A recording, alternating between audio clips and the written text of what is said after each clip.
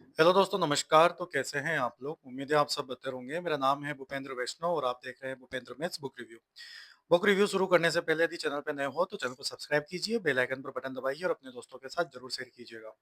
आज जो बुक आपके सामने है वो है नाथ पब्लिकेशन की तरफ से तृतीय श्रेणी अध्यापक मुख्य परीक्षा हेतु लेवल सेकंड के लिए 6 से 8 तक की क्लास वालों के लिए मैथ्स की बुक है ये। जितेंद्र फेनिन प्रधानाचार्य जी सर है और संदीप जी डुकिया, इन दोनों के मार्गदर्शन में ये बुक आई है।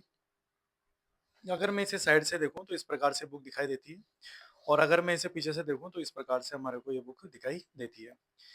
इस बुक की फिक्स रेट है यहाँ पर 200 रुपये। ये 200 रुपये की किताब आपके सामने बनती है। ठीक है। अगर ये बुक आपको मार्केट में परचेज करनी है बूंदी में, तो आप गोपाल सिंह प्लाजा पर जाकर अग्रवाल बुक डिपो पर आप इसे परचेज कर सकते हैं। वहां पर ये बुक आपको आसानी से मिल जाएगी। अंदर से देखते हैं कि इस बुक के अंदर क्या क्या विशेषताएं हैं। इसकी अनुक्रमणिका है आपके सामने, जिसमें ये टॉपिक है संख्या पद्धति, घातांकगणित, वर्गमूल, बीजीय व्यंजक, रैखिक समीकरण, भिन्न प्रतिशतता, लाभ हानि अनुपात, समानुपात, साधारण ब्याज, चक्रवर्ती ब्याज, रेखा तथा कोण, समतलीय आकृतियां, परिमाप, क्षेत्रफल, पृष्ठीय क्षेत्रफल, आयतन, सांख्यिकी, लेखाचित्र, प्रायिकता। तो इस प्रकार से ये आपकी अनुक्रमणिका है। देखते हैं संख्या पद्धति किस हिसाब से दे रखी है। सबसे पहले इन्होंने अंक बता रखे हैं, फिर उसके बाद प्राकृत संख्याओं के बारे में चीजें बता रखी है। ठीक है। पूर्ण संख्याएं हैं, ओके। पूर्ववर्ती, परवर्ती, इधर से पूर्ण संख्याएं हैं, पूर्णांक संख्याएं दे रखी है आपको, और सम संख्याएं, विषम संख्याएं हैं, दशमलव संख्याएं हैं इसके अंदर, शांत दशमलव संख्या है, अशांत दशमलव संख्या है, परिमेय संख्या है, आवर्त दशमलव भिन्न है, शुद्ध आवर्त दशमलव। ठीक है। यहाँ पर अपरिमेय दे रखी है, काल्पनिक संख्या दे रखी है, भाज्य संख्या, रूट की संख्या दे रखी है ना। ओके। इसके अलावा भाज्य संयुक्त यौगिक संख्या दे रखी है आपको, शुद्ध अंकीय जातीय मान दे रखे हैं आपको, भाजकता के नियम है कंप्लीट यहाँ पर। फिर इसके बाद पीछे एमसीक्यू, पहले थ्योरी है, फिर पीछे इन्होंने एमसीक्यू वगैरह दे रखे हैं यहाँ पर। ठीक है। फिर सॉल्यूशन, फिर विगत परीक्षाओं के प्रश्न पत्र, फिर सॉल्यूशन, फिर अभ्यास प्रश्न, फिर इसके पीछे। हाँ, तो क्वेश्चन तो है लेकिन कम है, लेकिन थ्योरी में, थ्योरी ठीक है लेकिन क्वेश्चन कम है। कोई बात नहीं। घातांक करने वाला टॉपिक देखेंगे आप लोग।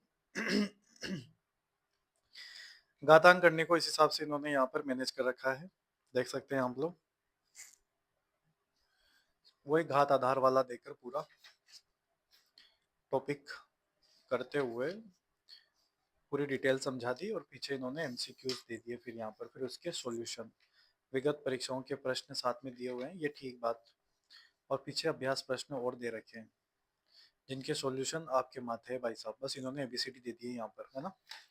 इसी प्रकार वर्गमूल, घनमूल वाले टॉपिक भी आपको दे रखे हैं।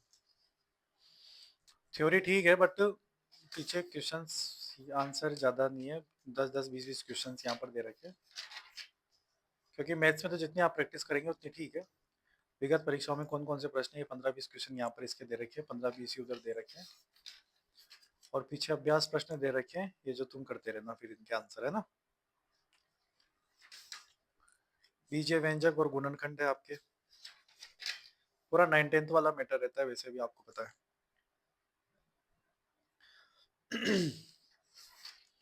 तो ये सारी चीजें हैं आपके सामने।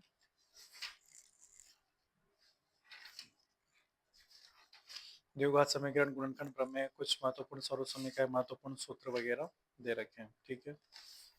शून्यांकों की प्रकृति वगैरह, बढ़िया। विगत परीक्षाओं के प्रश्न पत्र भी दे रखे हैं, ओके। रैखिक समीकरण या दो चर वाले रैखिक समीकरण दे रखे हैं, और पीछे एमसीक्यू वगैरह आपको दे रखे हैं यहाँ पर, और पीछे अभ्यास प्रश्न दे रखे हैं आपको, है ना, महत्वपूर्ण प्रश्न।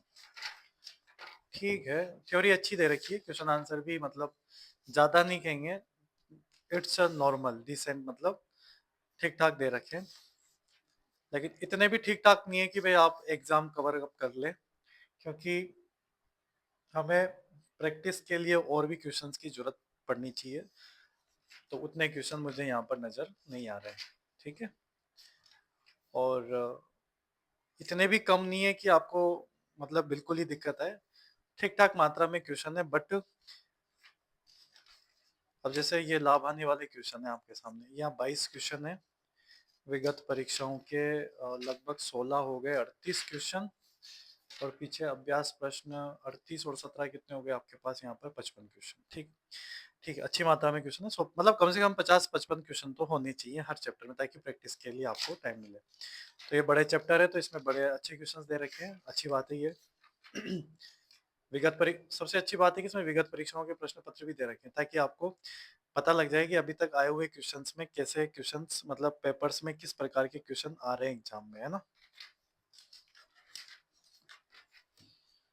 साधारण ब्याज के क्वेश्चंस वगैरह, तो इस हिसाब से ये बुक थ्योरी वगैरह, रेखा कोण की, रेखा कोण भी बढ़िया दे रखे हैं, है ना। इन्होंने ये इम्पोर्टेंट फैक्ट्स वगैरह भी बढ़िया समझा रखे हैं यहाँ पर, और महत्वपूर्ण प्रश्न भी यहाँ पर दे रखे हैं, सॉल्यूशन भी ठीक है, सफिशिएंट है, पीछे भी ठीक है, ये इनसे काम हो जाना चाहिए अपना, है ना, बढ़िया दे रखे हैं, कोई दिक्कत नहीं है। समतलीय आकृतियां है यहाँ पर, थ्योरी बहुत प्यारी दे रखी है, नो डाउट। ये सारे प्रकार, चतुर्भुज के प्रकार वगैरह, तो इनसे बाहर जाने की संभावना नहीं बनती है। विगत परीक्षाओं के प्रश्न पत्र भी है और पीछे अभ्यास हेतु प्रश्न भी दे रखे हैं, बहुत बढ़िया।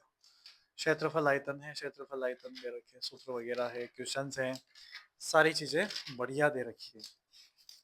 आगे बात समझ में आप लोगों को, पीछे सॉल्यूशन भी है यहाँ पर, पृष्ठीय क्षेत्रफल और आयतन, और पीछे एमसीक्यूज। तो इस प्रकार से ये आपके पूरी बुक हो जाती है आपके मैथ्स की। 30 नंबर का पार्ट है, इसमें शिक्षण मेथड नहीं है ना, मतलब टीचिंग जो विधियां है वो इसके अंदर नहीं है। अगर आप कल को कहो कि इसमें टीचिंग मेथड्स तो है नहीं, तो इसमें टीचिंग मेथड्स नहीं है। आगे समझ में आप लोगों को बात। बाकी इसमें थ्योरी पार्ट अच्छा है, क्वेश्चंस भी सफिशिएंट है आपके लिए, क्योंकि इसलिए सफिशिएंट है क्योंकि आप लोग खुद साइंस मैथ्स के हो, है ना। मैथ्स वालों को दिक्कत नहीं है, बट जो जिनके बायोलॉजी है उनको थोड़ी सी दिक्कत रहती है, बट फिर भी वो मैनेज कर लेंगे इस किताब को लेकर। और भी बुक्स है हमारे सामने, उनका भी मैं रिव्यू करता हूँ, फिर आपको जो भी ठीक लगे आप एक बार जरूर देखना, है ना। मुझे ठीक लगी है बुक, है कि समझ में बात।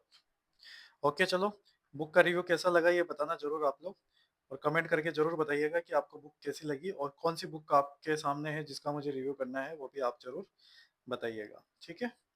तो बहुत बहुत धन्यवाद, थैंक यू सो मच।